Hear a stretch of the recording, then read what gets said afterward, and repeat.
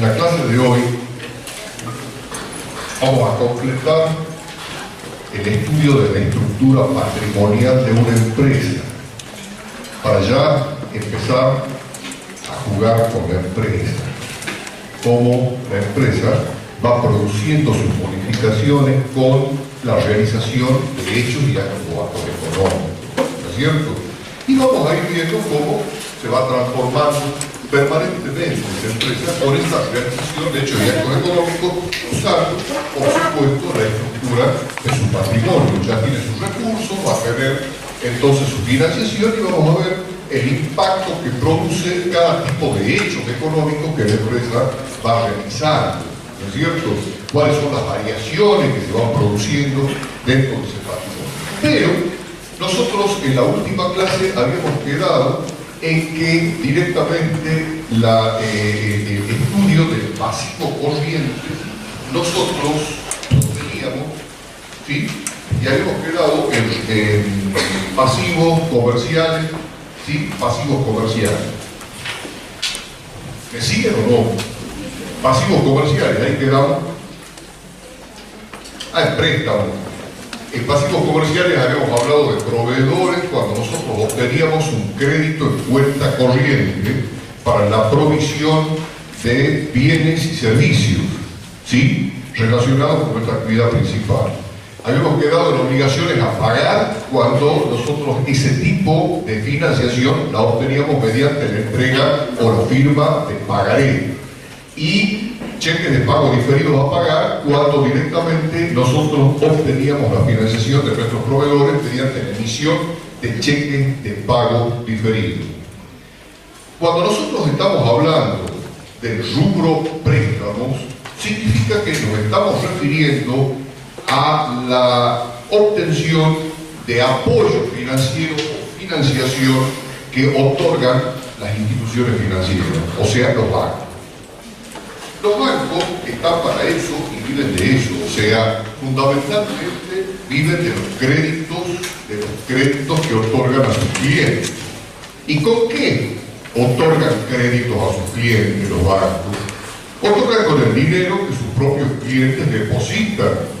¿Y depositan dónde? En cuenta corriente, depositan en plazos fijos fundamentalmente, hacen otro tipo de operaciones o depósitos que les permiten a ellos, ¿no es cierto?, obtener el dinero suficiente para prestar a sus clientes. Evidentemente, el interés que el banco le va a cobrar a sus clientes por los préstamos que otorga, la tasa de interés, ¿cómo va a ser con relación a la tasa de interés que el banco le paga a sus clientes? ¿Mayor o menor? Claro, el banco paga, ¿no es cierto?, a sus clientes un interés cuando depositan dinero a plazo fijo, cuando depositan dinero en caja de ahorro, va a pagar un interés determinado. Pero el banco, ¿cómo va a ser esa tasa de interés que va a pagarle al ahorrista, al inversor, con relación a la tasa de interés que el banco va a cobrar a sus clientes por los préstamos que otorgan? Es menor, ¿no es cierto? O sea, el interés que el banco cobra va a ser mayor. Ustedes me preguntaban la vez pasada de qué vivía el banco. El banco vive de muchas cosas. Vive de la diferencia de las tasas de interés que cobra por los préstamos que otorga. Vive de las comisiones que el banco cobra por determinado tipo de servicios que le va prestando a sus clientes. Vive de determinados tipos de operaciones y transferencias que el banco va a cobrar también. Gastos administrativos que el banco recupera permanentemente por las operaciones que va haciendo con sus clientes. O sea, vive de una serie de servicios que el banco como institución financiera presta a sus clientes. Por ejemplo, el cliente puede depositar un cheque contra banco de otra plaza y el banco gestiona la cobranza. La gestión de cobranza del cheque contra banco de otra plaza genera que el banco cobre una comisión, ¿no es cierto?, por esa gestión de cobranza. Entonces, evidentemente estamos acá frente a una situación donde al solicitar un crédito a determinado tipo de bancos, si el banco está dentro de sus límites, otorgarnos el crédito previo estudio de la cartera nuestra, etcétera, nos puede prestar. Habíamos hablado de, en ese sentido, de la cuenta, en el rubro préstamo, iba a aparecer préstamos de muy corto plazo. ¿Qué iba a aparecer? ¿Qué iba a aparecer? ¿Cómo se llama ese crédito inmediato que el banco otorga a alta tasa de interés al muy corto plazo? ¿Ah? Giros descubiertos. O sea, los giros del descubierto son la primera cuenta que va a aparecer en la cuenta préstamos cuando exista, ¿no es cierto? Cuando nosotros lo solicitamos. O sea, girar el descubierto significa librar cheques sin tener los fondos suficientes para hacer pago de la deuda previa autorización del banco. Porque si giramos cheques sin tener la autorización del banco, eso es girar sin fondos.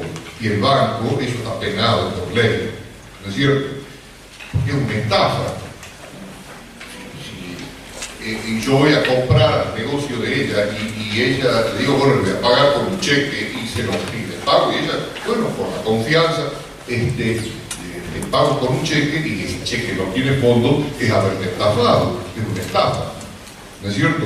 Es lógico. Estoy estafando la buena fe de ella, me ha dado el producto y yo le estoy dando un cheque que no tiene fondo. Eso es una estafa. Cuando se emite cheque sin fondos con la autorización previa del banco, ahí sí estamos frente a un giro en descubierto. Y el banco dice, ojo, este giro en descubierto es a muy corto plazo, es con tal tasa de interés y lo tiene que cumplir. Lo menos que dice el gerente cuando autoriza dice cuándo me va a pagar, cuándo va a depositar. ¿Por qué? Porque ellos cuidan mucho en ese sentido la posición del banco frente al Banco Central. Es el órgano de contralor de todos los bancos, ¿no es cierto? Que funcionan en el país. Entonces, la primera cuenta que nosotros tenemos es el giro en descubierto, o sea, banco tal, giro en descubierto. Primera cuenta del rubro préstamo. ¿Cómo más nos puede prestar el banco? Nosotros estamos en el rubro préstamo. Yo voy a continuar acá para no estar escribiendo todo, sino por perder tiempo. Sería banco, giro descubierto. ¿Cómo más nos puede prestar el banco? De muy diversas maneras nos puede prestar el banco. Nos puede prestar el banco mediante la firma de un pagaré, o sea, a nuestra sola firma, ¿no es cierto? Y ahí van a aparecer las obligaciones, va a ser banco tal, ¿sí? Obligaciones a pagar. Obligaciones a pagar, se sobreentiende que es de la sola firma. ¿Qué pasaría si el banco a nosotros nos presta, pero dice, no, yo solamente sola firma? No.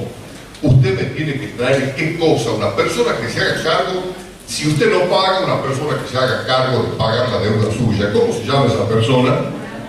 Garante o avalista, ¿no es cierto? Entonces nosotros, el banco nos puede prestar, ¿no es cierto?, con una obligación a pagar, o sea, con un pagaré, pero con garantía de tercero.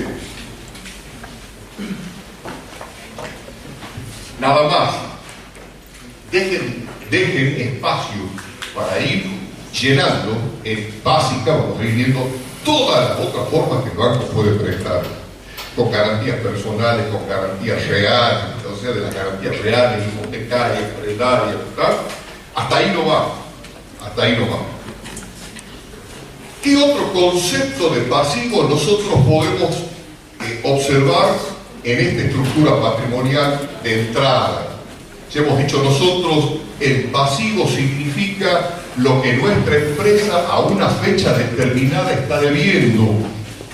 Entonces, o nos prestaron dinero, ya sea dinero en efectivo como los bancos, o ya sea por contraprestación, que ustedes han estudiado. Hay compras por contraprestación y compras por prestación. Hay ventas por prestación y hay ventas por contraprestación. ¿Qué pasa Ahora, ¿cuáles son las compras por contraprestación? Por ejemplo, si nosotros vamos a hacer una financiación por compra, por contraprestación, va a ser a un proveedor. ¿Por qué por contraprestación? Porque el proveedor nos va a vender sus productos y sobre esa base nos financia. No nos presta plata a nosotros. Cualquier empresa proveedora de bienes y servicios de la nuestra no nos está prestando dinero en efectivo como un banco.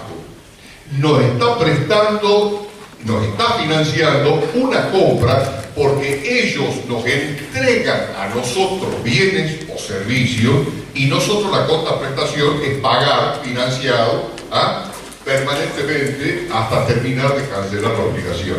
Eso es por contraprestación. Por prestación es cuando el banco directamente le pedimos un préstamo y entonces nosotros, el banco dice, bueno, perfecto, acá tiene el préstamo y nos da el dinero para que nosotros apliquemos el dinero en tal cosa. Y nosotros luego le iremos pagando al banco conforme, ¿no es cierto?, hemos establecido la forma de pago, más el interés correspondiente. Quiere decir entonces, pero acá este pasivo no es por prestación, sino es por la contraprestación para cumplir un contrato, y es el contrato de trabajo.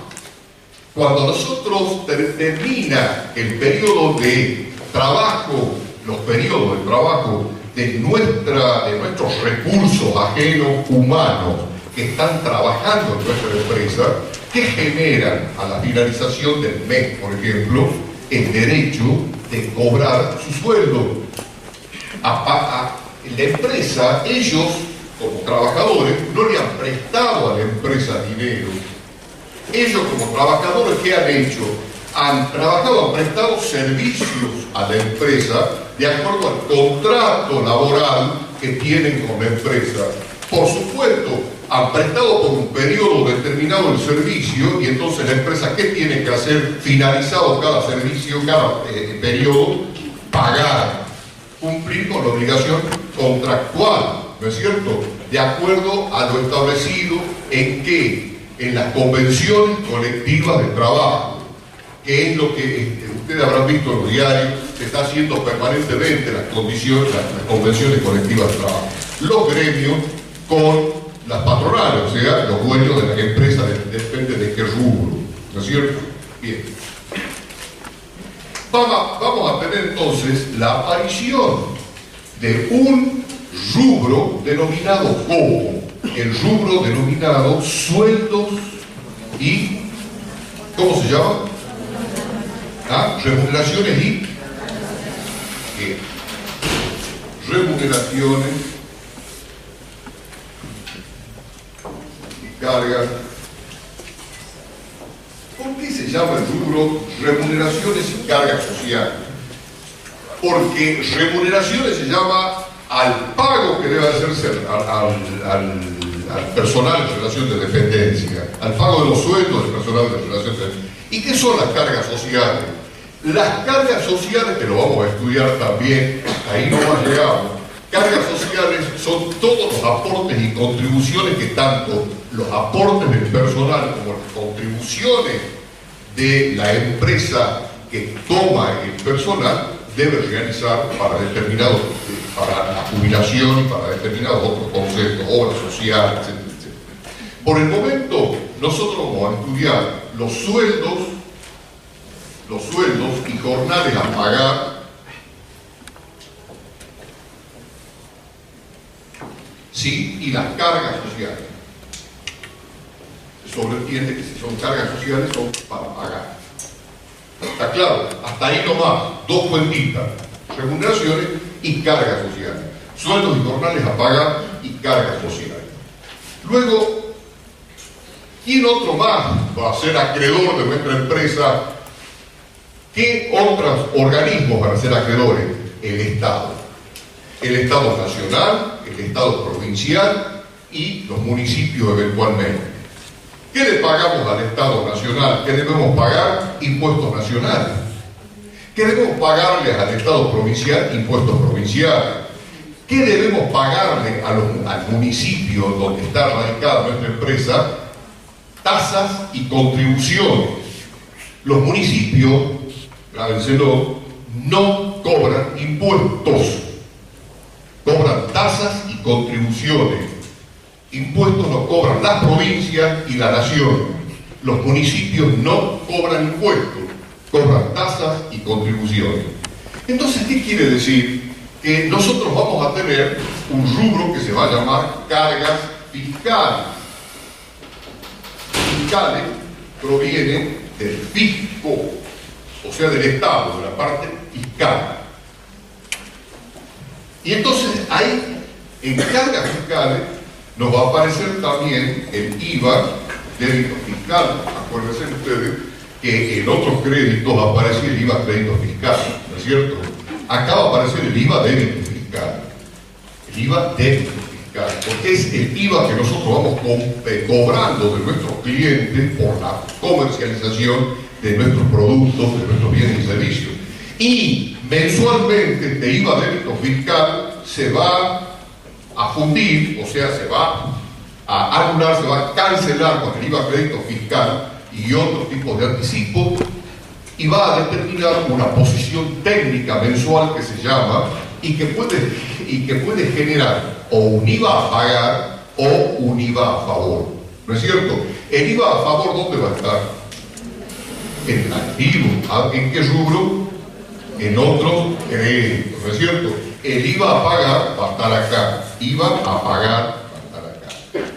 Este IVA a pagar, mensualmente, los responsables inscritos del IVA, saben ustedes perfectamente bien, tienen que cumplir con su obligación, ¿no es cierto? Si lleva un IVA a pagar, ¿sí? Cumplir con su obligación. ¿Qué más puede ser a pagar? Nosotros podemos tener impuestos a los ingresos brutos a pagar, ¿sí?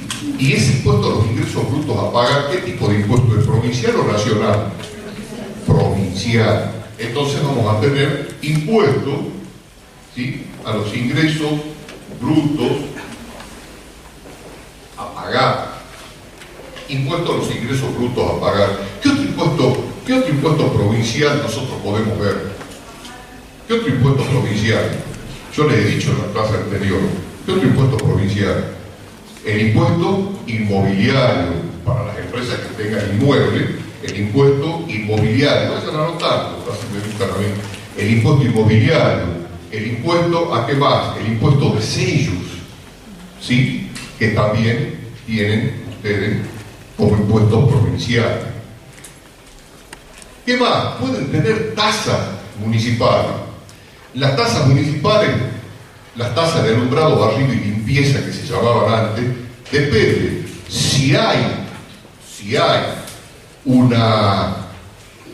hay por parte del municipio, si se ha hecho una concesión a otra empresa, como hay acá en la ciudad de Jujuy, que hay una empresa que hace el barrido en determinadas zonas del ejido municipal, y que evidentemente eso lo pagamos nosotros a la empresa, y la empresa tiene un convenio con la municipalidad, eso lo vamos a ver. Pero hay otras tasas. Está la habilitación anual de un negocio, por ejemplo. Grábense, toda empresa para comenzar a funcionar como tal, sea cual fuere, necesita de una habilitación municipal previa. Antes que cualquier cosa, hay que ir a la municipalidad y solicitar la autorización para el funcionamiento de la empresa. Eso se llama habilitación municipal. ¿Por qué se pide eso? ¿Por qué se pide eso? Fíjense ustedes, no todas las empresas son igualitas. No todas las empresas son igualitas. Hay empresas, por ejemplo, que se van a dedicar a la fabricación de pan. Empresas que se van a dedicar a la fabricación de pasta, empresas que se van a dedicar a la fabricación o son farmacias o a la fabricación de productos químicos, y empresas que van a hacer una tienda. ¿Qué tiene que hacer la municipalidad frente a esto para habilitar? O empresas que van a hacer un restaurante. ¿Qué tiene que hacer la municipalidad para decir este negocio está habilitado para funcionar? ¿Qué les parece a ustedes? ¿Qué tienen que controlar? el lugar donde se trabaja, las condiciones de seguridad, las condiciones de higiene, ¿no es cierto? Fíjense lo que pasó en Cromañón. ¿Qué es lo que pasó? No tenían salida muchas veces los chicos y se murieron. ¿Por qué? Porque directamente cuando quisieron salir, las puertas estaban con candado, no podían salir. Entonces, los municipios tienen, para habilitar una empresa para que pueda funcionar, tiene el municipio que llevar incluso profesionales técnicos en la materia para saber si la empresa va a trabajar en las condiciones higiénicas adecuadas para fabricar comida, por ejemplo, que van a vender al público. El otro día el diario estaba saliendo de que todos los vendedores ambulantes de comida iban a hacer una inspección para ver cómo elaboraban la comida que le vendían a la gente, acá en la calle, ¿no es cierto? O en las plazas, o en los parques, qué sé yo. O sea, las condiciones de higiene, las condiciones de seguridad, para las personas que puedan ir. Seguridad en el sentido de poder salir, tener vías de salida como corresponde. Entonces, eso es el elemento número uno que una empresa debe tener primero para ir a inscribirse en los impuestos y en todo. Primero tiene que tener la habilitación municipal. Primero, ¿no es cierto? Con la habilitación municipal, ahí sí, para empezar con otro tipo de exigencia. ¿Está claro? Entonces, acá puede haber tasas y contribuciones que se sobreentiende que son municipales. ¿Está claro? Eso va a aparecer en las cargas fiscales. No es que el Estado nos prestó plata, es que cuando nosotros desarrollamos determinadas tareas tenemos que pagar al Estado, contribuir sobre las ganancias, sobre la comercialización de nuestros productos, sobre determinados tipos de actos que tenemos que pagar impuestos a los sellos, que tenemos que pagar sobre la tenencia de propiedades, etcétera, etcétera. Ya lo vamos a ir viendo ampliamente, pero por el momento hasta ahí. Me estoy fijando qué es lo que le han dado a ustedes. Bien, ¿cómo más sigue este cuentito de la estructura del pasivo, o sea, de la financiación ajena? ¿No es cierto? Dice anticipos de cliente, un rubro que se va a llamar anticipos de cliente. Acuérdense ustedes que en el activo había anticipos a proveedores, ¿no es cierto? O sea, así como nosotros podíamos anticiparle dinero a nuestros proveedores para la futura compra de algo, decía, si nosotros queremos comprar a lo mejor una máquina, le encargamos a un proveedor que la fabrique, el proveedor va a decir, sí, perfecto, pero ¿saben qué? Tengo que comprar una materia prima, esta máquina va a tardar tanto en fabricarse, todo esto yo voy a necesitar que ustedes me vayan dando anticipos a cuenta para asegurar la operación. Porque calculen ustedes que una empresa va a fabricar una máquina especial para un cliente y resulta que el cliente va a venir y va a decir, no la compro porque no puedo, me doy cuenta que no me alcanza, no voy a poder pagar. Entonces se hace un convenio y los anticipos a proveedores que nosotros vamos dando depende, si queremos comprar mercaderías a nuestro proveedor, le hacemos anticipos y ese anticipo a proveedor va a ir formando parte de qué rubro en el activo. ¿De qué rubro? En otros créditos, ¿a dónde va a ir anticipos a proveedores por la compra futura de mercadería? En bienes de cambio. Antes, hace varios años atrás, los anticipos a proveedores iban en otros créditos, ¿sí? Y con muy buen criterio, la doctrina dijo no, anticipos a proveedores va formando parte de bienes de cambio. ¿Por qué? Porque eso se va a transformar en bienes de cambio. Al corto plazo va a ser bienes de cambio. Entonces se va a ir a bienes de cambio. En cambio, si nosotros queremos comprar una máquina para nuestra empresa o un rodado para nuestra empresa y hacemos un anticipo para fijar la operación, evidentemente que ahí nos vamos a dar frente a un anticipo por la compra de ¿qué?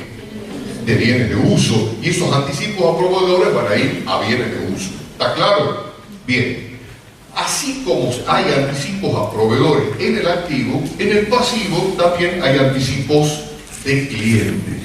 O sea, si un cliente a nosotros nos pide que le vendamos una X cantidad de producto o que le fabriquemos una máquina y nosotros somos los que pedimos el anticipo, ¿no es cierto? Nosotros vamos a quedar debiéndole a nuestro cliente. El cliente nos ha dado a nosotros el dinero a cuenta de una operación a concretarse, a terminar, a concluirse en el futuro corto, ¿no es cierto? Y nosotros nos convertimos automáticamente en deudores de nuestro cliente.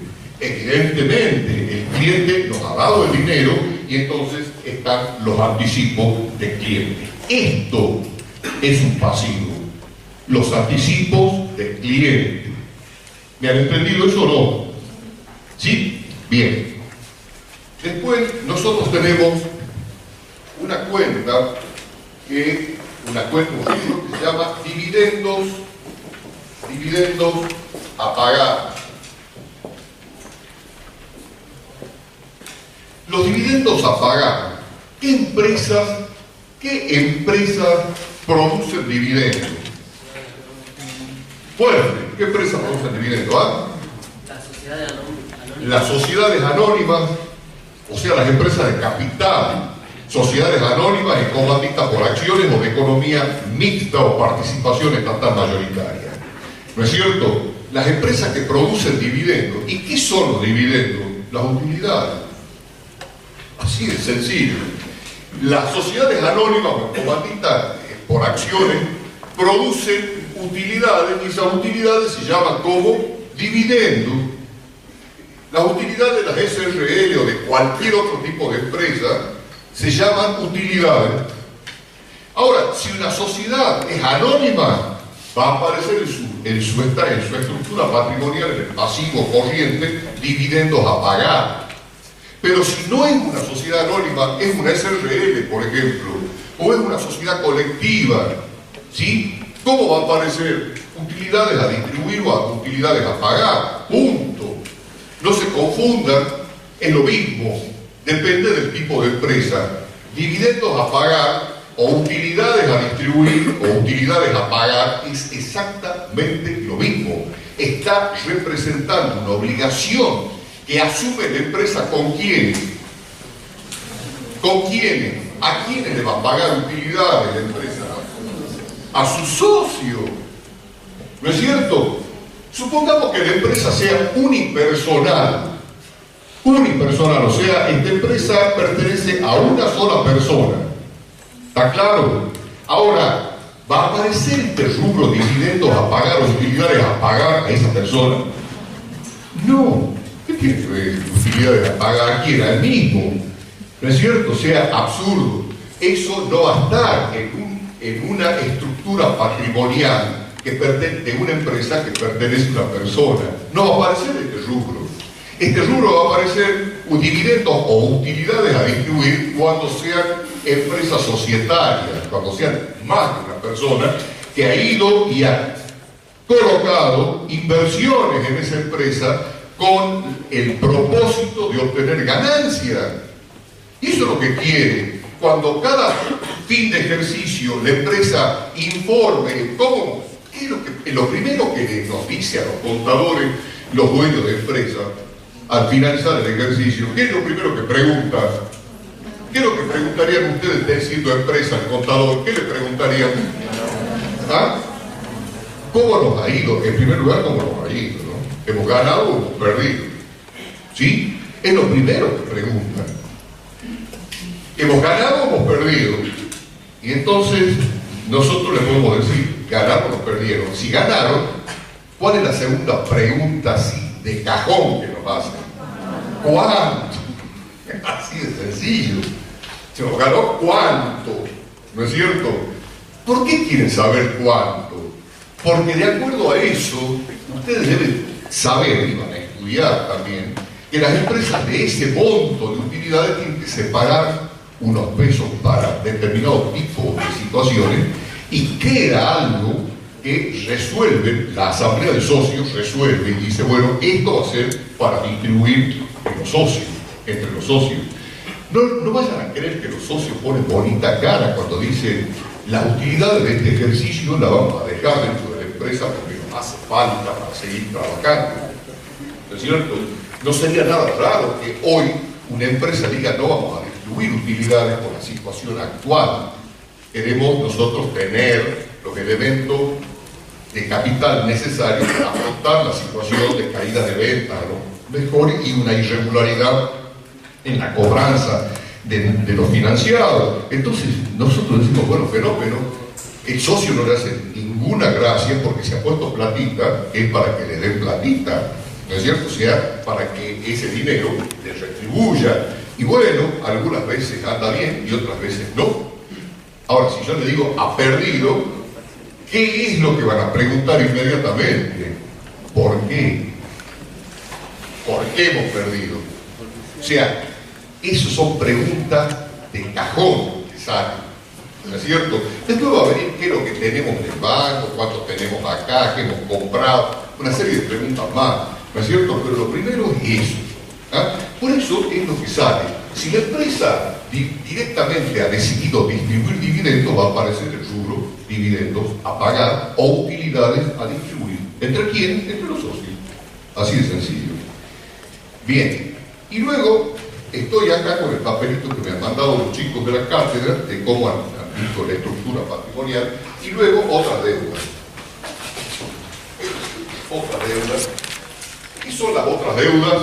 Son obligaciones que no figuran en todos los ítems anteriores y que pueden llegar a suceder, ¿no es cierto? Yo les doy un solo ejemplo, nada más para no entender a mucha gente. Supongamos que nuestra empresa, tenemos una empresita, ella y yo somos socios, hemos hecho una sociedad colectiva. Bueno, ha venido un amigo y nos dice, solicita un crédito en tal parte y me piden una garantía. ¿Me podrían dar a ustedes la garantía? Y nosotros como empresa le otorgamos a este amigo una garantía. Si no paga él, pagamos nosotros. ¿Sí? O sea, somos avalistas o garantes de esa persona. Evidentemente, si esa persona no paga, nosotros automáticamente asumimos la deuda. ¿Sí? Eso es una otra deuda, porque no corresponde a la empresa como tal, no corresponde a la operatoria de la empresa, es una deuda que hemos asumido fuera de la empresa para hacer un favor a un tercero. ¿Está claro? Entonces, eso es otra deuda. ¿Por qué? Porque nuestra empresa la va a tener que pagar, ¿sí? Y no proviene de las operatorias de nuestra empresa. Esto puede ser otra deuda, ¿no es cierto? Bien, y entonces viene la parte de previsiones. Dice previsiones. Se sobreentiende que si acá están las previsiones, serán previsiones corrientes. ¿Qué son las previsiones? ¿Qué son las previsiones? Previsión viene de la palabra del verbo prever. ¿Qué es prever? Prever, ¿no es cierto? O sea, ver con visión de futuro, ver con anticipación. Eso quiere decir prever. La previsión, por haber previsto, constituimos una previsión. El acto de prever es la previsión, ¿sí? ¿Qué es lo que estamos previendo? Lo que nosotros podemos prever es que a nuestra empresa no le vaya bien en determinado tipo de rubro, de concepto.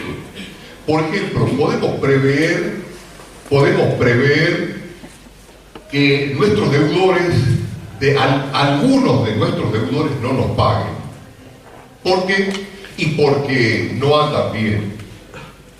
No andan bien, y entonces lógicamente la empresa tiene la obligación de hacer algo, ¿no es cierto? Si nosotros estamos viendo que la empresa está yendo a pique y nos está debiendo, no hablemos de que nos está debiendo mucho dinero, porque ahí es más grave todavía, tenemos que prever que esa persona o esa empresa no nos va a poder pagar, por lo menos ahora, en este año. Tenemos que preverlo, ¿no es cierto? Entonces podemos hacer una previsión que se puede denominar previsión para deudores incobrables. Porque no nos va a poder pagar, ¿no es cierto? O ya la empresa se ha convocado, como decía ayer alguien en la clase anterior, alguien que está en quiebra. Bueno, y nosotros tenemos un crédito a cobrar en cuenta corriente de la sola firma, y si alguien se ha quebrado, eso no lo cobramos, ojalá nos arrodillemos sobre maíces, no cobramos eso. Entonces, preveemos al principio del año que en ese año van a haber deudores, 1, 2, 3 deudores, que no nos van a poder pagar. Y entonces aparece una previsión denominada previsión para deudores incobrables. ¿Sí? Podemos prever de que, como hacen los supermercados fundamentalmente, ¿qué prevén los supermercados de movida? Los supermercados de movida prevén un tanto por ciento de desaparición de mercadería, de vencimiento de mercadería, de echada a perder de mercadería. ¿Por qué? Y con razón. Con razón. ¿No es cierto? Saben que hay un robo hormiga. Permanentemente en los super saben que hay un robo hormiga. Sí, ¿cuántas veces habrá sacado una cajita? Estaba vacía. Me sacó de adentro. Sí, ¿ya? Prevén que pueda cortarse la luz, y ellos tienen frigorífico adentro y todas estas cosas, y se le echa a perder la mercadería, depende del tiempo que la luz está cortada. Prevén que no se han dado cuenta que cierta mercadería está vencida. Prevén de que directamente hay alguna mercadería que se echa a perder y no se ha dado cuenta. Yo les contaba el tema de la estima de bolsa de harina. Bueno, eso permite, de acuerdo a las estadísticas y a los procedimientos de observación que tienen los supermercados, han dado pie para que se haga una previsión por desvalorización de los bienes de cambio. Una previsión por desvalorización de los bienes de cambio. ¿Qué más? ¿Puede nuestra empresa tener, ahora que está medio poco el tema, puede nuestra empresa tener la obligación de pagar indemnizaciones por falta de preaviso y despido? ¿Por qué? Y bueno, porque ha prescindido de cierto personal. Y eso hay que pagar. ¿Sí? Es decir, si seguimos así, nosotros directamente vamos a tener que prescindir de determinadas personas. Entonces, para prescindir hay que pagar indemnizaciones de acuerdo a la ley. Entonces, se puede prever el pago por indemnizaciones, ¿sí? O despido. ¿Qué más se puede prever? Se puede prever si nosotros tenemos un juicio contra alguien y de repente nos están diciendo el abogado, oiga, che, creo que nos perdemos el juicio. ¿Qué es lo que le preguntamos? ¿Cuánto tiempo y cuánto sale todo eso? ¿Cuánto tiempo más va a tardar para que se defina el juicio y cuánto sale todo eso que tenemos que pagar? Y entonces nos van a decir esto aproximadamente tanto. ¿Hacemos o no hacemos la previsión? Hacemos la previsión. Bueno, esas son previsiones. Que la empresa, ¿qué hace? Se adelanta a los hechos. ¿Qué hace? Directamente considera como perdido eso. Financieramente lo considera perdido. Financieramente lo considera perdido. Y entonces, lógicamente, manda pérdida algo que, si bien es cierto, no se ha producido hoy, calcula que se va a producir en el curso del ejercicio y que no nos va a tomar de sorpresa. ¿Está claro? Esas son las previsiones. ¿Cuáles son las previsiones de corto plazo, o sea, de los activos corrientes? Las previsiones que nosotros ya sabemos con certeza que tenemos que pagar en este año. ¿No es cierto? Por ejemplo, un deudor que se declaró en quiebra. Automáticamente hacemos la previsión cuando nos avise judicialmente cuando este deudor, cómo va a quedar la situación. Cuando vamos a constituir previsión cuando ya esté resuelto definitivamente la prescindencia de cierta cantidad de personal que nosotros decimos tenemos que abonar indemnizaciones. Ya sabemos. ¿Cuándo sabemos la previsión? Cuando directamente el abogado nos dice en 5 meses o en 6 meses esto ya está resuelto y ustedes van a tener que pagar tanto. Entonces constituimos la previsión ya. ¿Por qué? Porque ya entonces nuestra empresa mandó a pérdida eso y ya está financieramente con ese tema resuelto y no nos da una sorpresa. Yo no digo de que eso sea la llave para evitar cualquier otro problema, ¿no es cierto? Que durante el ejercicio venga otro deudor grande y se nos declare quiebra. Y bueno, a eso ya no lo podemos prever, ¿no es cierto? Pero todo lo que se pueda prever está en previsión. Y acá termina el activo corriente, el total del activo corriente. ¿Sí? ¿Ah? Perdón, el pasivo, yo no estoy de la neurona, no. El pasivo corriente. ¿Sí? El pasivo no corriente es exactamente igual que el pasivo corriente. El pasivo no corriente tiene el rubro deuda, ¿no es cierto? Y del rubro deuda tiene deuda comercial. Y pueden haber proveedores que nos hayan financiado a más de 12 meses de plazo, por supuesto que sí, ¿cierto? Pero dentro de las deudas comerciales podemos tener proveedores de cuenta corriente a más de 12 meses. Y puede llegar a ser medio difícil loco, pero puede llegar a ser. Cuenta corriente, generalmente los proveedores o nosotros financiamos a cortito plazo, 3 meses, 4 meses, ¿no? Bueno, con documentos sí puede llegar a ser a más de 12 meses de plazo. Puede llegar a ser proveedores que nos acepten cheques de pago diferido a más de 12 meses.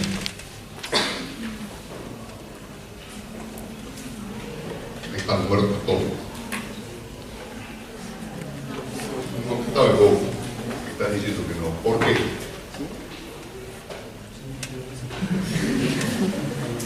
¿Por qué es eso?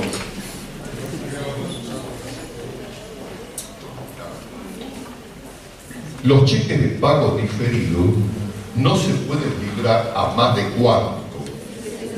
De 360 días. Entonces no puede haber nunca pasivo con cheque de pago diferido que sean a más de 12 meses de plazo.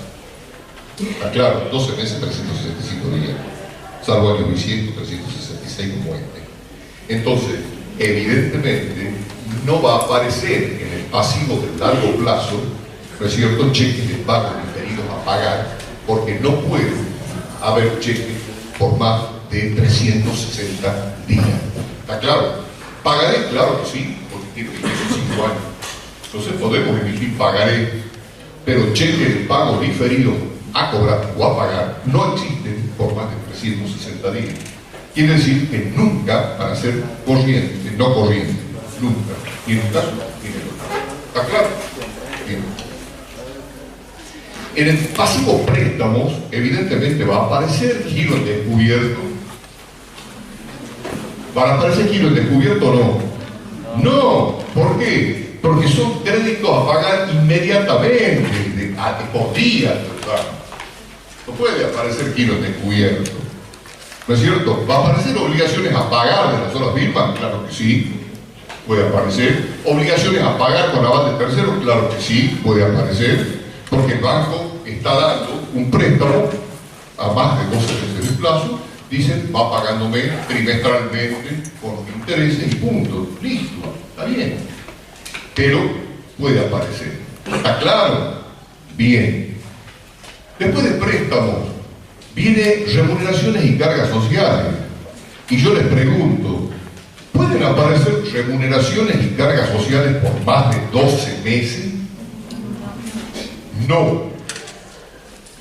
Pero el rubro remuneraciones y cargas sociales puede aparecer con otro concepto que ustedes pónganlo directamente al rubro, que lo vamos a llenar en la próxima materia, o sea, en el otro cuatrimestre. ¿Sí? Moratoria, planes de facilidades de pago, todo eso se lo tengo que explicar bien cómo funciona, pero pongan remuneraciones y cargas sociales. Por supuesto, no va a haber un empleado que cobre después del año su sueldo, ¿no es cierto? Salvo que tenga un juicio, pero ahí ya va a ser medio grave la situación. Evidentemente las cargas sociales también hay que pagarlas mensualmente. Y entonces eso produce que nosotros digamos, no puede haber un pasivo corriente con ese tipo de conceptos, pero sí puede haber remuneraciones y cargas sociales, una deuda que la empresa no ha ido pagando. Lo hemos visto en los diarios hace poco, un empresario que no pagaba no sé cuánto tiempo, miles de millones, y directamente puede ser que la AFIP haga un plan de facilidades de pago o haga una moratoria. ¿No es cierto? Entonces, ¿qué significa eso? ¿Por qué digo la AFIP? La AFIP no recauda las cargas sociales. La AFIP lo único que hace es recibir el dinero y distribuirlo entre las diversas reparticiones que correspondan, ANSES fundamentalmente. ¿No es cierto? Bien. Pero lo que pasa es que en el pasivo no corriente también pueden existir remuneraciones y cargas sociales con los planes de pago o las moratorias. ¿Está claro? No se trata de sueldos impagos, no se trata, ¿no es cierto?, de cargas sociales impagas, sino que haya planes sociales, planes de facilidades o moratorias en este caso. ¿Está claro? Puede existir también la parte de cargas fiscales a más de un año de plazo. Y usted dice, no, el Estado nos revienta el mate, no pagamos, ahí tenemos el juicio. Salvo de que en situaciones como la que se está pasando quizá, el Estado dice, bueno, vamos a hacer un plan de facilidades de pago, como el que surgió el año pasado, 120 meses de plazo. Yo siempre digo, las moratorias y los planes de facilidades de pago son inmorales. ¿Por qué son inmorales? Salvo excepciones. Ustedes pónganse en el lugar de aquel contribuyente que religiosamente ha ido pagando sus obligaciones todos los meses. Y pónganse en el lugar de otro contribuyente que no paga un pito, ¿sí? Y ha ido tirando, y resiste a juicio, y esto y lo otro, y resulta de que ahora le sale graciosamente un plan de facilidad de pago a 120 meses. Ya hubiéramos querido nosotros que la deuda nuestra nos tiren a 120 meses. ¿Es justicia eso? No es justo. No es justo. Lo mismo que el que no pagó las cargas sociales, pasa lo mismo con el que no pagó los impuestos. Pero lamentablemente en un país como el nuestro, todavía, que no hemos madurado mucho en ese sentido, existen moratorias y planes de facilidad de pago, que eso sí puede aparecer acá, en las cargas fiscales no corrientes. ¿Está claro? Claro, me da la facilidad 120 meses de plazo para pagar la deuda. Imagínense que el primer año va a aparecer en el pasivo corriente y del segundo al 10º año va a aparecer acá. ¿No es cierto? Así de sencillo. Eso es del pasivo no corriente. En el no corriente. Los anticipos del cliente. Los anticipos del cliente depende para qué se han hecho. Porque nosotros podemos decir, y hemos firmado un contrato de que el cliente nos ha solicitado la fabricación de una línea de máquinas, por ejemplo. Y le decimos, bueno, pues esa línea de máquinas nosotros no la vamos a terminar, porque nuestro proveedor de materias primas, de todos los elementos, de útiles de precisión y todo eso que tenemos que usar en la máquina, van a tardar como 3 meses. Nosotros tenemos que empezar a fabricar en una línea de máquinas, vamos a tardar a lo mejor 1 año y medio para terminar la línea de máquina instalada. Y entonces, lógicamente, para eso necesitamos que se vayan haciendo anticipos, y entonces, lógicamente, los anticipos del cliente pueden llegar a ser también no corrientes. Pueden llegar a ser. ¿No es cierto? ¿Por qué? Porque nosotros vamos a entregar el producto o vamos a terminar de prestar el servicio a un plazo mayor de 12 meses. Dividendos a pagar o utilidades a distribuir pueden ser no corrientes. Nos mata a los socios directamente. O sea, en una sociedad anónima que le diga a los accionistas que el directorio y la asamblea no se va a distribuir hasta dentro de un año y medio de plazo. ¿Saben, no? Lo que la asamblea hace, incendia la casa. Claro, para eso le están diciendo, hay tal cosa. Entonces lo que espera el accionista, lo que espera el socio, es que le distribuyan eso a muy cortito plazo. Y al muy cortito plazo, yo directorio, o sea, el organismo administrador de las sociedades anónimas, le puedo decir, no tengo un peso en la caja en este momento. ¿Qué va a decir la asamblea? Búsquelo. Búsquelo.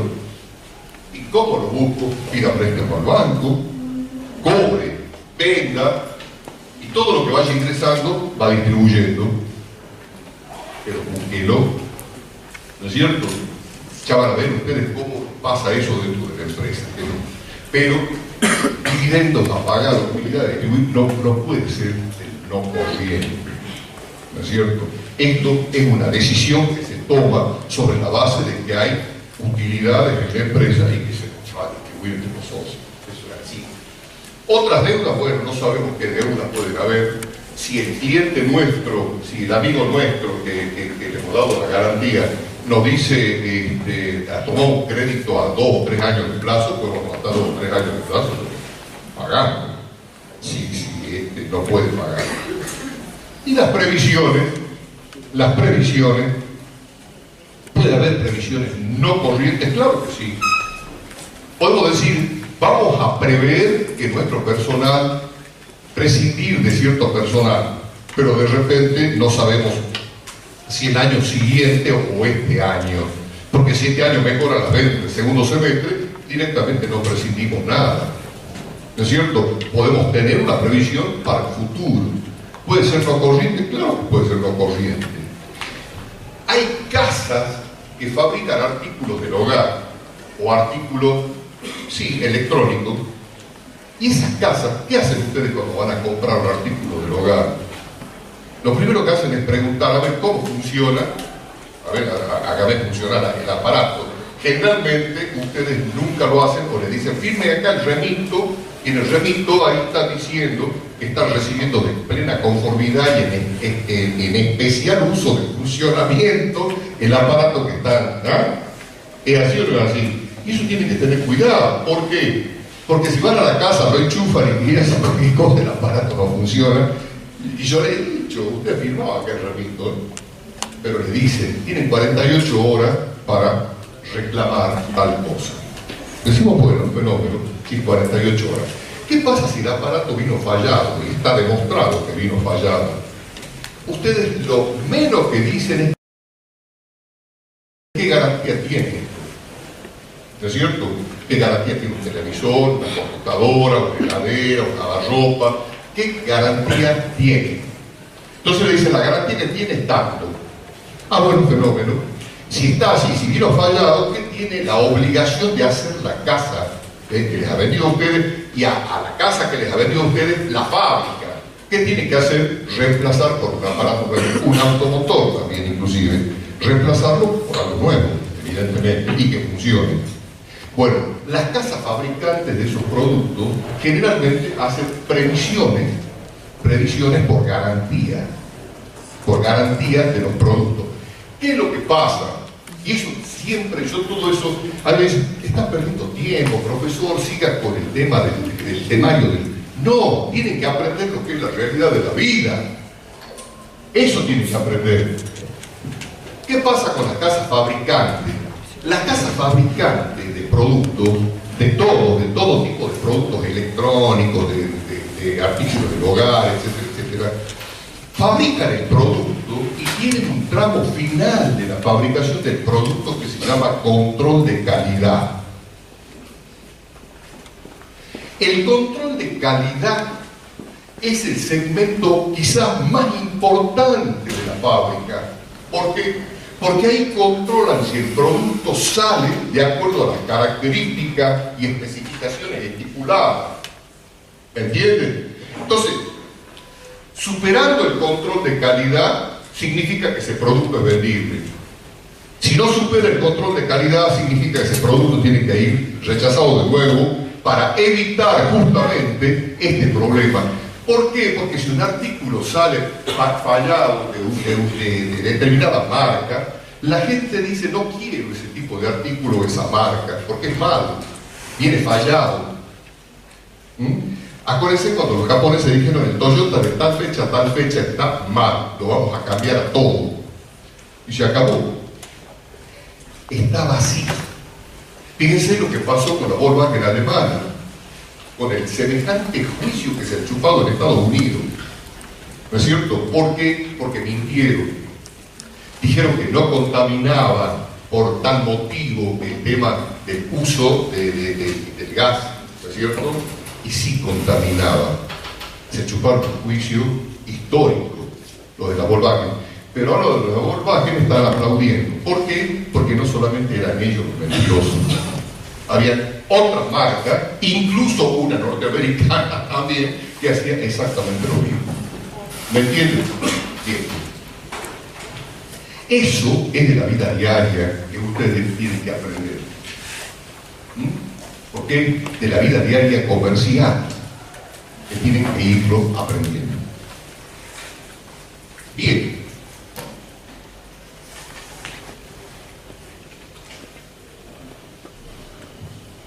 Quiero aclarar, vamos a descansar unos minutitos, vamos a aclarar algo del pasivo y nos vamos a poner a jugar con la estructura patrimonial.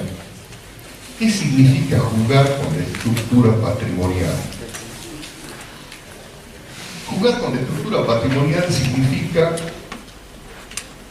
que ustedes solos, yo les voy a ir dando el ejemplo de operaciones y ustedes solos van a ir diciendo qué sucede dentro de la estructura patrimonial.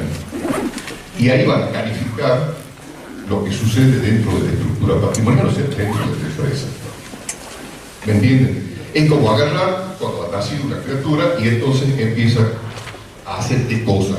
Y la criatura llora y después ya empieza a alimentarse, ya empieza a tener todas las funciones de un ser humano, ¿sí? Y empieza a transformarse. ¿Ah? Y está haciendo todas las funciones del ser humano. Bueno, la empresa es exactamente igual. Cuando terminemos esta parte de la estructura patrimonial, nosotros decimos: bueno, ahora, ¿qué es lo que hay? Bueno, ya han cortado la cintita de la firma, todas esas cositas, fenómeno, ahora comenzamos a trabajar. Y comenzamos a trabajar significa, en ese sentido, que evidentemente hay transformaciones permanentes dentro de la empresa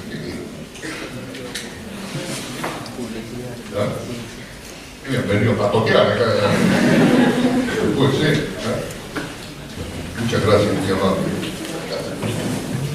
Che, ustedes saben lo que son necesidades acá, ¿no? Cuando carguemos secos. ¿Ah? No.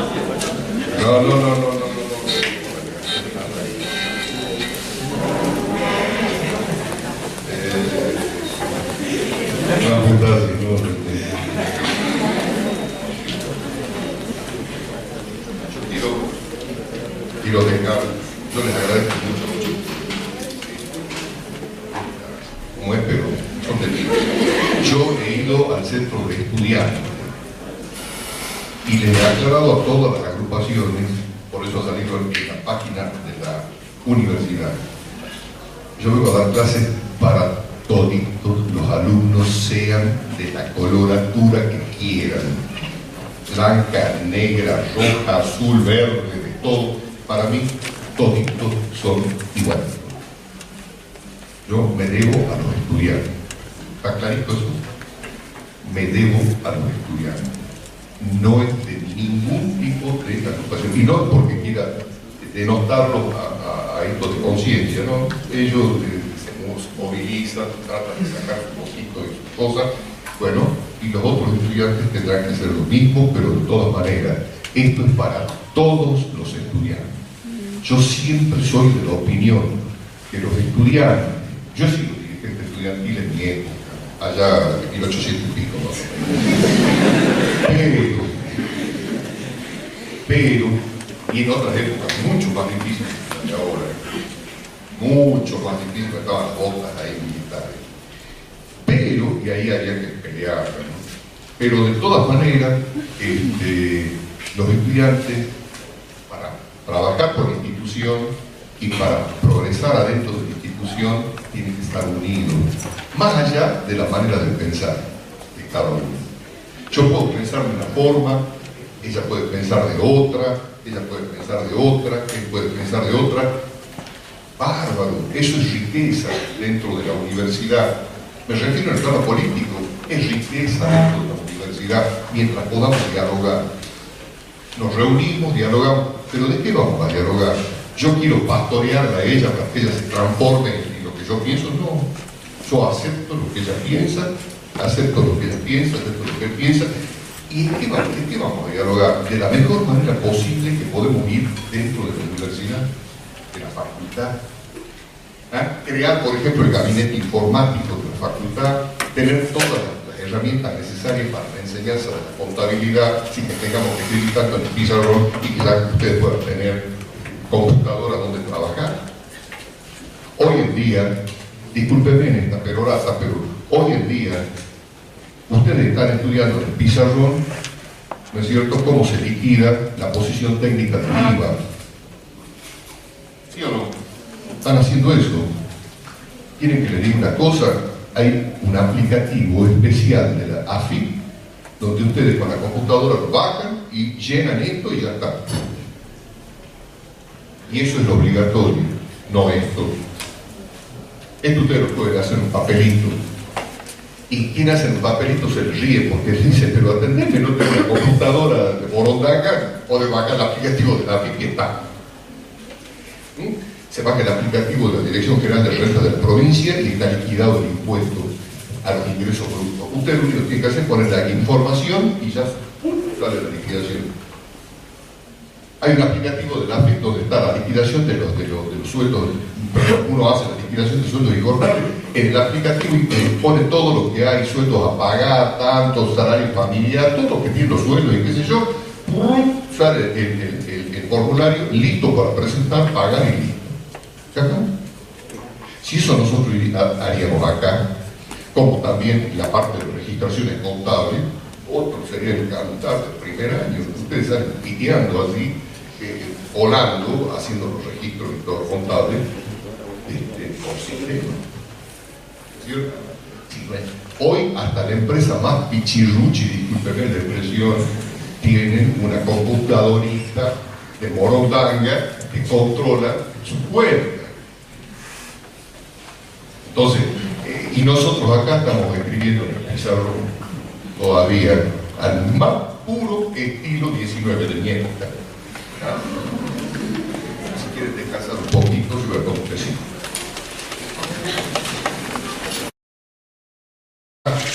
Hay una confusión, no hay ninguna confusión, ni ningún lío tampoco, ¿no? Es una pequeña confusión que por internet sale en la resolución técnica 9, donde directamente no figura el tema de las propiedades de inversión. En el activo no corriente, volvamos de nuevo al activo no corriente.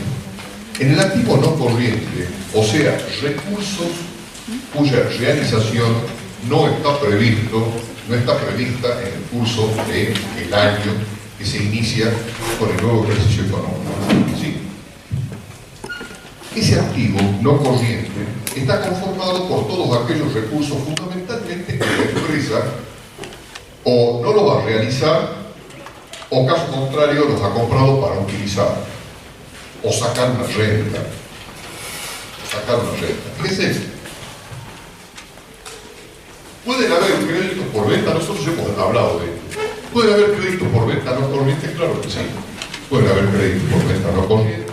¿Pueden haber otros créditos no corrientes? Claro que sí. También hemos hablado de la deuda de los socios que tengan que pagar el aporte, hasta 2 años de plazo. Bueno, perfecto, puede haber bienes de cambio no corriente, claro que sí, materias primas hemos hablado, productos de procesos de elaboración hemos hablado. Los bienes de uso, claro que sí, para eso se los compra, para usarlo, para tenerlo, no para revenderlo, para tenerlo, no tenerlo, sino usarlo. Por eso les decía, en la medida que los bienes de uso son usados, es en la medida en que se aprovecha el capital que se invierte. Caso contrario, si no son usados como corresponde, en el sentido de que está previsto en el proyecto, se pierde capital, se pierde el rendimiento del capital. Y acá aparece, cosa que no aparece en Internet por la resolución técnica 9, y es correcto lo que nosotros tenemos, y a esto no aparece, por eso me lo mandaron allí. Propiedades de inversión. ¿Qué hicieron doctrinariamente con respecto a esto? Las propiedades de inversión formaban parte de otras inversiones, o otras inversiones, ¿no es cierto? Ahora no, después de los bienes de uso, propiedades de inversión. ¿A qué se refiere esto? A inmuebles que la empresa tiene para alquilar o para arrendar. Ojo, cuando se trata de inmuebles urbanos, el hecho de alquilar se llama locación. Locación es el alquiler de los inmuebles urbanos, ¿sí? Locación. Cuando se trata de inmuebles rurales, se llama arrendamiento. ¿Está claro eso? Arrendamiento, cuando usted ve la palabra arrendamiento, quiere decir que están alquilando inmuebles rurales. Cuando ve la palabra locación, quiere decir que están alquilando inmuebles urbanos. ¿Sí? Locación o arrendamiento. Cuando la empresa tenga inmuebles rurales o inmuebles urbanos como inversión para alquilar, entra en este rubro que se llama propiedades para inversión o de inversión. ¿Está claro? Bien, es todo lo que ellos hicieron, ¿no es cierto?, aparte. Querían que se dé bien cuáles son los inmuebles para inversión. Luego sigue un rubro que se llama participación permanente en otras sociedades, que nosotros ya lo hablamos en clase anterior. Cuando la empresa pone capitales en otras empresas. ¿Se acuerdan cuando hablábamos del proveedor de materias primas? Cuando se hacía una inversión y se hacía una integración, decíamos empresaria vertical, o sea, del productor de la materia prima, el fabricante, el distribuidor, hasta ir a los consumidores finales. Bueno, cuando la empresa directamente participa en el capital de otra, o sea, coloca capital propio en otra para participar en esa como socio, o para dominarla, la otra empresa, controlarla, o para trabajar en paridad de condiciones o en inferioridad de condiciones como un mero inversor, ¿no es cierto? Un mero inversor, digamos, de los minoristas. Bueno, perfecto, nosotros colocamos, y no colocamos ese capital para sacarlo mañana, dentro de 30 días, a ver qué nos... No, colocamos el capital para ver y jugarnos con la empresa en la cual creemos, porque si no, no colocaremos capital, en la cual creemos y tenemos confianza. Entonces, lógicamente, eso se llama participación permanente en otras empresas. Y acá va, participación permanente en otras sociedades, que significa que hay inversión de nuestro capital, pero para largo plazo, para ver cómo nos va en la explotación de esa empresa también, que nos tiene que informar cómo viene la mano con los resultados, en ese sentido. ¿Está claro eso? ¿La tienen claro o no? Eso se llama participación permanente en otras sociedades. O sea, cuando la empresa pone capital en una tercera empresa, en otra empresa, porque le conviene, porque le interesa, porque quiere participar en esa empresa, ¿no es cierto? No solamente económica, de forma económica, sino también porque cree que esa empresa puede integrar ganarse a la propia, ¿no es cierto?, con algo bastante importante. Entonces lo hace. Y lo hace de forma permanente, o sea, lo hace con el carácter no de sacar capital dentro de 4 meses, 5 meses, sino de participar en la vida de la otra empresa para tratar luego de ver cómo se puede hacer una cadena empresaria. ¿Está claro? Entonces, eso es la participación permanente en otras empresas. Y luego vienen otras inversiones. Ustedes dirán, pero la pucha, tantas inversiones. Porque nosotros tenemos propiedades de inversión que son los inmuebles para alquiler. La participación permanente en otras sociedades, que bueno, es la colocación de capitales. ¿Para qué colocamos capitales? Para que nos den utilidades, ¿no es cierto? Cuando cierren los ejercicios económicos de cada empresa y nos dé utilidades. Eso es así. Y otras inversiones, ¿a qué se refiere otras inversiones en todo caso? Pueden ser plazos fijos que nosotros lo hayamos colocado 1 año y medio, 2 años, en moneda extranjera. Puede ser o no. ¿Qué les parece? Hoy nosotros no podemos usar la moneda extranjera y entonces podemos ir a un banco y decir, si la empresa tiene moneda extranjera, ¿no es cierto?, cualquiera sea, depende de qué tipo de moneda, decir, bueno, hago un plazo fijo a 1 año y medio, ¿cuánto me pagan de interés? Porque todo está en relación a lo que paguen de interés, evidentemente. Acá se está haciendo la actividad comercial. Se busca ¿qué cosa? La ganancia. Ese es el objetivo final de la actividad comercial. No busquemos entidades de beneficencia. En la actividad comercial el objetivo es la utilidad. Ahora, entidad de beneficencia, el objetivo es hacer beneficencia. ¿No es cierto? Para eso se dividen clarito. ¿No es cierto? Hay organizaciones para desarrollar todo lo que ustedes quieran. La protección a la niñez, la protección al anciano, hay organizaciones que es para ayudar al hospital de niños, hay organizaciones para las artes, para la ciencia, para apoyar todo eso, para la mujer golpeada, para nunca una menos. Todo eso están las organizaciones, no, está bien. Están las organizaciones intermedias de beneficencia y de apoyo y de ayuda. Eso no tiene finalidad de lucro, eso tiene finalidad de apoyo, de ayuda, de beneficio para terceros. Punto. Cuando se trata de la actividad comercial, el objetivo de la actividad comercial es el beneficio. Pone un capital de riesgo para obtener beneficio. Puede ganar, puede perder, pero capital de riesgo para tener ganancias, eso es lo que busca la actividad comercial. ¿No es cierto? Comercial, industrial, agrícola, ganadera, todo lo que se refiere al intercambio, ¿no es cierto?, busca la ganancia. ¿Sí? Y el objeto, la diferencia entre objetivo y objeto, el objetivo es la utilidad, el objeto es la actividad que va a desarrollar, o sea, comercial, industrial, prestadora de servicios, lo que quiera. ¿Está claro? Bien. Las otras inversiones pueden ser o un plazo fijo a más de 1 año de plazo, ¿no es cierto? O puede ser un bien mueble o bienes muebles que lo usen para alquilar. ¿Se acuerdan que en la clase anterior les hablaba del tema de una máquina trilladora, una topadora, una retroexcavadora? Que no todas las empresas se pueden dar el lujo de comprar esas máquinas carísimas, que son incluso importadas. No todas las empresas tienen eso. Y si yo tengo una pequeña finquita de qué sé yo, de 100 hectáreas, no voy a comprar una trilladora, no, directamente alquilo a alguien que la tenga por hora y trillo los 100 hectáreas menos canto gallo. ¿Me entienden? Entonces, quiere decir que también nosotros en otras inversiones podemos tener bienes muebles para alquilar. Bienes muebles para alquilar. Acá vienen otras inversiones. Y acá viene algo importante, que son los activos intangibles. Este tema de los activos intangibles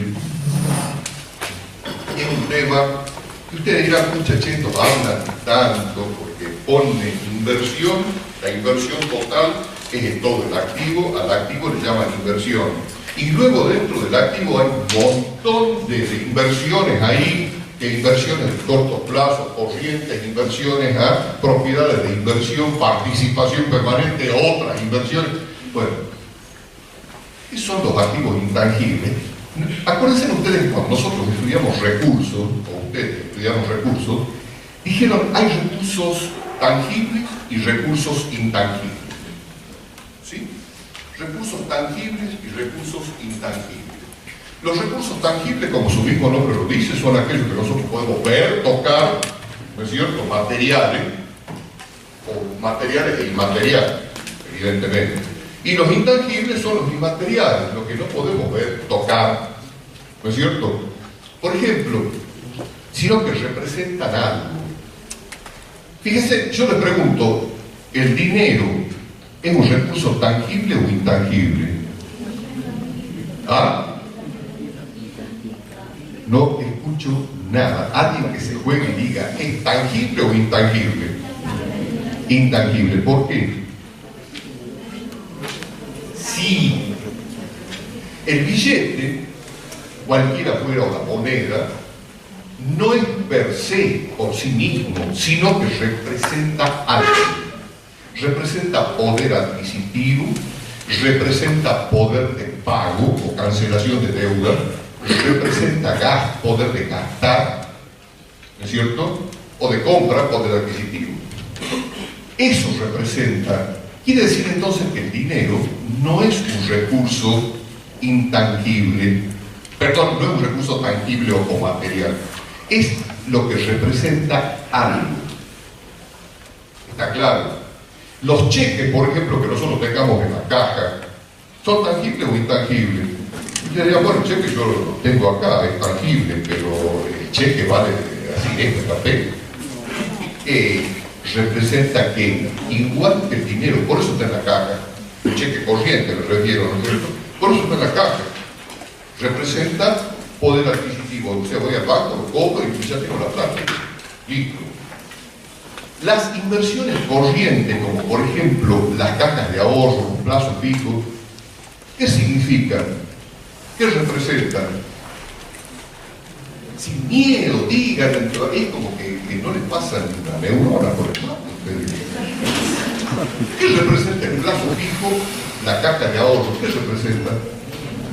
Ahí hay un título que dice plazo fijo, o hay la caja de ahorro que les mandan un resumen de cuenta o lo miran por la computadora.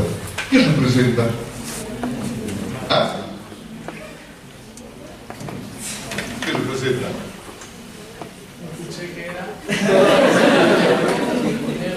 Este está loco. Este está en la clase y no sabe lo que está escuchando, ¿verdad? No, es demasiado. ¿Qué representa? Pero vos podés ir a comprar con plazo fijo. Algunas veces sí, te lo reciben, si vos lo endosás, pero el plazo fijo generalmente no es endosable, o sea, no es transferible. Pero vos sabés que el plazo fijo, a la fecha de vencimiento, ¿qué va a pasar?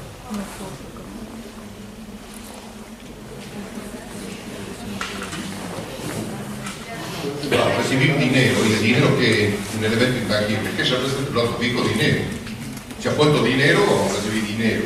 ¿Qué es la caja de ahorro? Dinero. Se ha puesto dinero, vamos a recibir dinero. Para los intereses, eso es todo. Intangible.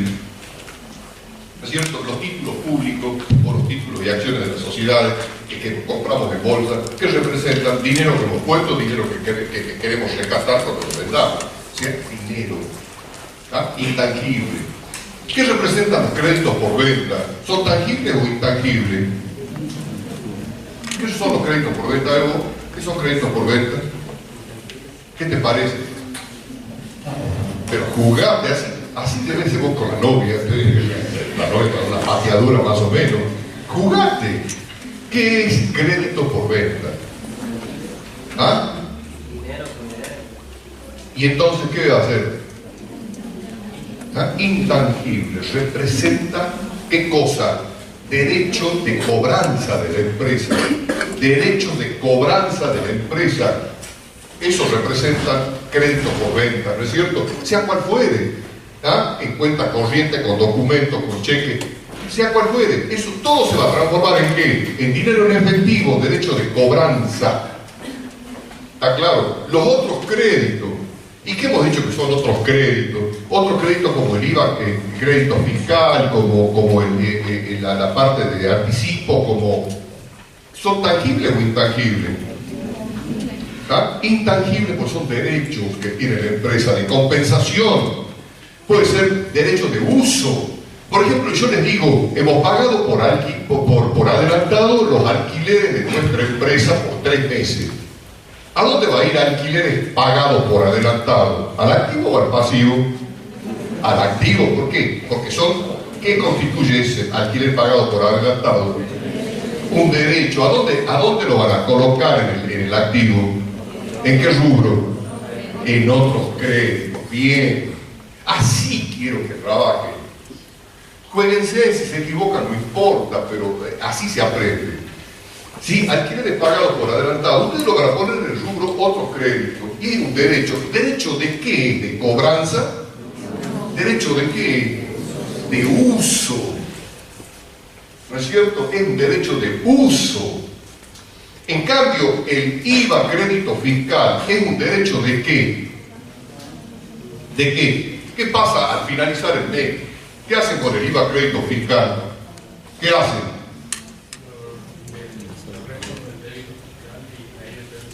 O sea, técnicamente se lo compensa, ¿no es cierto? Se compensan con el crédito fiscal, con el débito fiscal.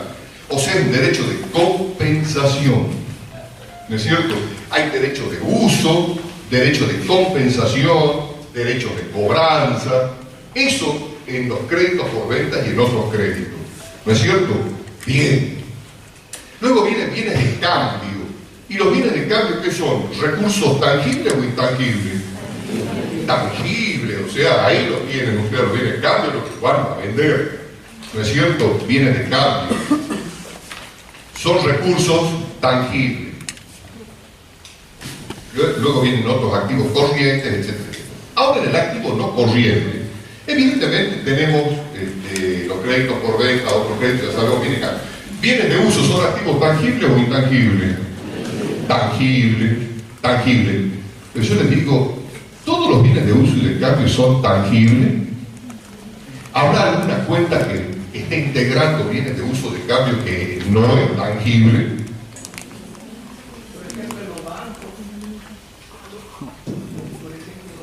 En los bienes de uso, en los bienes de cambio los bancos. ¿Qué tiene que ver los bienes de cambio con el banco?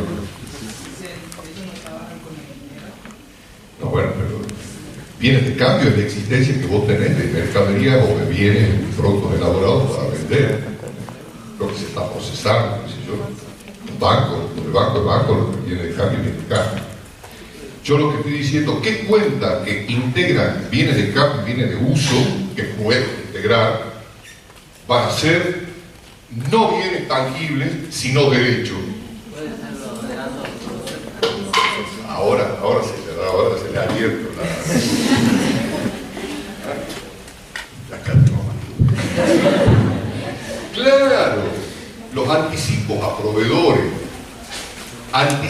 proveedores no son tangibles.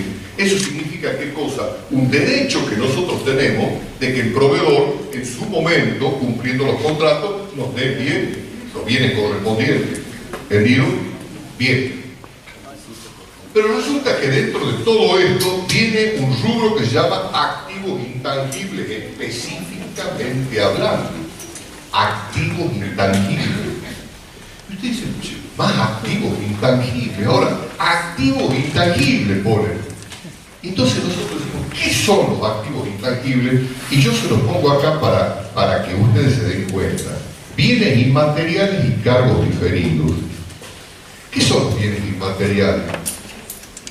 Son todos aquellos bienes que la empresa tiene o adquiere o produce para que su uso le pueda representar una utilidad en el futuro. Fíjense, ¿qué podemos nosotros hablar de bienes inmateriales? ¿Qué podemos enunciar como bienes inmateriales? Marca de fábrica. ¿Quién no conoce como marca de fábrica? ¿Quién no conoce marcas de fábrica? Si ustedes me dicen marcas de automotores, por ejemplo, y ustedes me pueden nombrar 5, 10, no sé cuántos, esas son las marcas. Pero las marcas no solamente se llaman, sino que tienen, ¿qué cosa? Una representación. Por eso es marca. Si yo les digo ¿cómo se llama? El rombito, ¿no es cierto? Amarillo, qué sé yo, ustedes dicen, sí, es una marca de auto, se llama tal. Si yo le digo el leoncito, me dice, sí, es una marca de auto, se llama tal. ¿Me entienden? O sea, la marca de fábrica, y ni hablar de la ropa, de la zapatilla y de todo eso, las marcas de fábrica. ¿No es cierto? Eso, marcas de fábrica. Otra cosa son las patentes de invención. Las patentes de invención, o sea, cuando alguien inventa algo, una máquina, un producto químico, una droga para curar tal cosa, tiene que sacar la patente de invención. ¿Por qué? Porque tiene el derecho de explotar eso, su invento, durante un tiempo determinado. Los derechos de autor, de autores de música, de obras de teatro, de novela, de literatura, ¿no es cierto? Bueno, todo eso son bienes inmateriales. También, ¿qué usan las empresas? Las empresas pueden agarrar y ser grandes empresas y de repente determinado tipo de servicios darlos en concesión. ¿Qué es una concesión? Cuando el dueño de una actividad determinada, ¿no es cierto?, le brinda a una empresa o a un tercero la exclusividad de explotar esa actividad en un radio determinado. Y para eso firman contratos. Y quien explota, el concesionario, le paga al concedente un determinado monto de dinero periódicamente. Y el concedente tiene que garantizarle al concesionario que todo el trabajo que va a realizar va a ser de acuerdo a las normas establecidas en el contrato. ¿Me entienden? Y que va a tener todas las maquinarias, todos los elementos para prestar un buen servicio. Es una concesión. ¿Y la concesión qué es? Un activo intangible. ¿Entendido? Activo intangible. Y son bienes inmateriales. Porque dicen, yo la veo a la llave de negocio, perdón, la veo a la marca de fábrica, claro que la veo, pero veo el dibujo, pero yo no veo lo que significa, yo veo lo que representa, pero yo no veo el tema de la utilidad para la cual sirve eso. ¿No es cierto? Las patentes de invención, pero no sé qué utilidad le podrá dar, los derechos de autor, las concesiones, eso es bienes inmateriales que forman parte de los activos intangibles. ¿Y qué son los cargos diferidos? Los cargos diferidos, yo les doy un ejemplo, simplemente un ejemplo.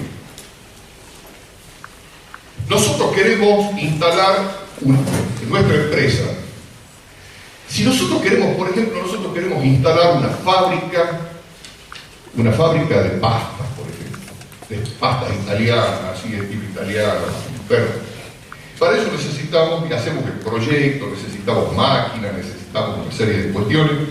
Entonces nosotros decimos, bueno, fenómeno, nosotros primero necesitamos un local, segundo necesitamos en el proyecto qué tipo de máquinas necesitamos un maestro para todo el tema pasta, ¿no es cierto?, para que sea diferente a todo lo que se hace, todo eso.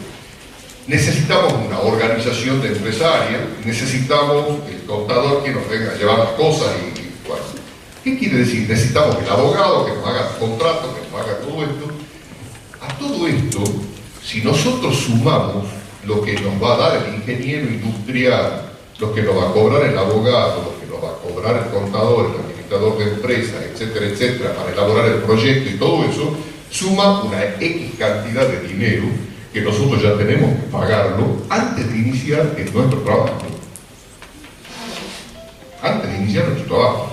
Es verdad, todo eso nos sirve para comenzar a trabajar y para un tiempo determinado. ¿No es cierto? Yo tampoco me está pagando para que trabaje de hoy para mañana, nada más. ¿No es cierto? Es a un tiempo determinado. Todos esos gastos que nosotros realizamos inicialmente, antes de comenzar incluso a trabajar, es lo que se llaman gastos de organización. ¿Claro? Gastos de organización. Eso se llaman cargos diferidos. En este caso, ¿qué significa cargo? Gasto. Porque el gasto de organización es un gasto. Por eso se llama gastos de cargos diferidos, se van a llamar gastos de organización. Cargos, ¿por qué diferidos? Porque no sirven para ya. Sirven proyectados en el tiempo. Todo eso que nosotros pagamos de honorario nos sirve no solamente para comenzar a trabajar, sino nuestra empresa ya está organizada para trabajar durante un periodo de tiempo bastante prolongado. Si no, no pagaremos así, ¿no es cierto? Salvo que nuestra empresa pique así con todo y diga, necesitamos ampliar la empresa, incrementar producción. Bueno, eso ya va a ser otro gasto de organización. ¿Me entienden? Pero esto nosotros lo establecemos sobre la base de lo que pensamos que debe ser, que va a trabajar nuestra empresa los 3 primeros años, los 4 primeros años. ¿Me entienden? Bueno, esos son los cargos diferidos. Inmateriales y cargos diferidos hacen los activos intangibles. ¿Me han entendido? ¿Han entendido o no? O sea, la suma de los bienes inmateriales, estas son dos subcuentas, estos son dos subrubros. La suma de estos dos hace los activos intangibles. ¿Está claro? Activos intangibles está compuesto por bienes inmateriales y cargos diferidos. ¿Ah? Y luego tenemos otros activos no corrientes que saben ustedes que son recursos que no han ingresado en lo anterior. ¿Sí? Hay un subtotal acá del no corriente y dice acá abajo llave de negocio. Con eso terminamos por hoy, ¿no? El jueves sí vamos a hacer un ping-pong, así, vamos a ir jugando con el tema de la empresa. Es muy lindo, muy divertido, un juego así. Lo que les pido antes de terminar llave de negocio es en una hoja grande más chica, lo que quieran, hagan la estructura patrimonial que les va a servir hasta fin de año y dejen espacio como para ir incorporando nuevas cuentas. Les va a servir así hasta fin de año. Van a ver ustedes qué bueno es tener la estructura patrimonial. Es como están viendo la empresa permanente. Eso los va a ayudar muchísimo a ustedes para comprender. Hagan esto y tengan la estructura patrimonial y dejen espacio y hagan la planilla grande y vayan viendo. ¿Ah? Nosotros vamos a ir jugando con el tema de qué es lo que está pasando, ¿no es cierto?, en los actos económicos o hechos económicos de acuerdo a los trabajos prácticos que ustedes tienen. Para trabajar ustedes con la estructura patrimonial que hemos aprendido, y vamos a ir viendo de los trabajos prácticos cómo eso se va produciendo y el impacto que va teniendo en la estructura patrimonial. ¿Sí? Bueno, de todas maneras, hay un rubro que se llama llave de negocio. ¿Sí? La llave de negocio, ¿qué es la llave de negocio? ¿A qué se llama llave de negocio? Fíjense, yo tengo un negocio y por X razones, porque ya estoy cansado, porque ya no tengo ganas, porque estoy enfermo, porque cualquier cosa de eso, quiero venderlo. Y es un negocio que anda bien, no anda mal.